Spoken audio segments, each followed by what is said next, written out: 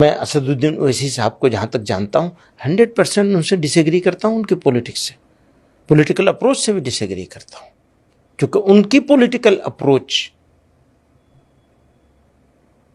اس political approach کو support کرتی ہے جو بانٹنے والی ہے۔ السلام علیکم ورحمۃ اللہ وبرکاتہ۔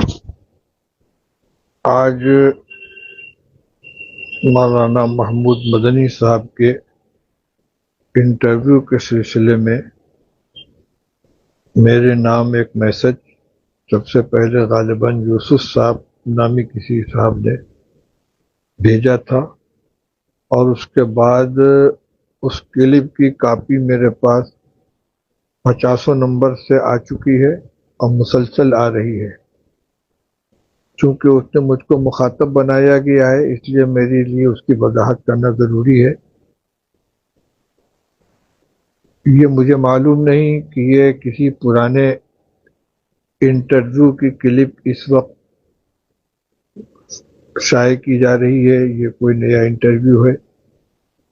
جہاں تک اس کے موضوع کا تعلق ہے تو یقیناً مجھے مولانا محمود صاحب کے اس انداز کلام سے بالکل اتفاق نہیں ہے۔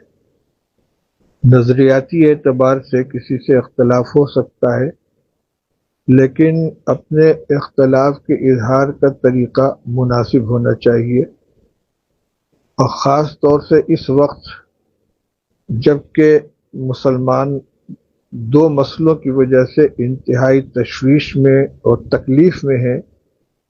ایک وقت ترمیمی بل کا مسئلہ ہے، دوسرے توہین رسالت کا مسئلہ ہے، اور یقیناً صلاح الدین اویسی صاحب اس سلسلے میں بے باکی کے ساتھ گفتگو کر رہے ہیں، تو ان کے ساتھ اپنے اختلاف کا اظہار جن الفاظ میں مولانا محمود صاحب نے کیا ہے یہ بالکل نامناسب ہے۔ اینکر کے ہر سوال کا جواب دینا بھی ضروری نہیں ہوتا، اس کو ایوائڈ بھی کیا جا سکتا ہے، صاف کہا جا سکتا ہے کہ اس مسئلے پر میں اپنی رائے نہیں دوں گا، اور اگر رائے بھی دینی ہو تو شخصیات کے احترام کا اور اس کے مقام و مرتبے کا خیال کرنا چاہیے۔